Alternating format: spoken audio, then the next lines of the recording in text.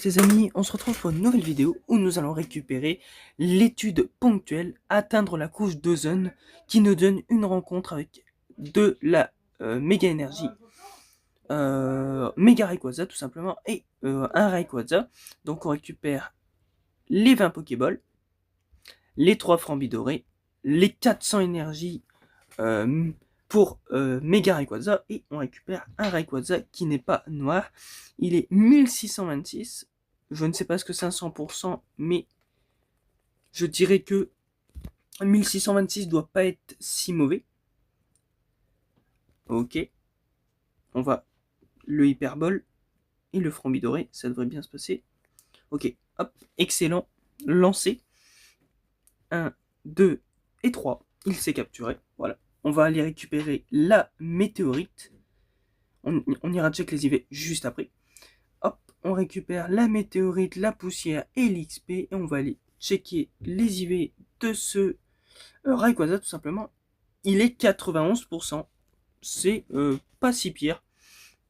Donc c'est mon deuxième 91%.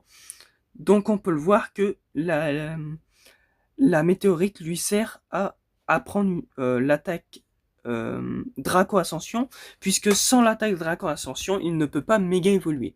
Donc en l'occurrence là je vais pas le faire, puisque on va aller voir au niveau de mes Rayquaza. J'en ai déjà un qui doit avoir une météorite pour lui enseigner, et j'en ai un autre qui est déjà niveau 3 de méga en termes de méga évolution, et on peut le voir qu'il possède déjà l'attaque Draco Ascension. Donc c'est mon premier 91, et puis j'en ai eu un deuxième en échange chanceux. On a fait un échange chanceux miroir. Donc voilà les amis, je ferai un débrief de l'événement, ne vous en faites pas, avec les Pikachu du professeur Willow, etc. Cette semaine, une fois que l'événement sera terminé.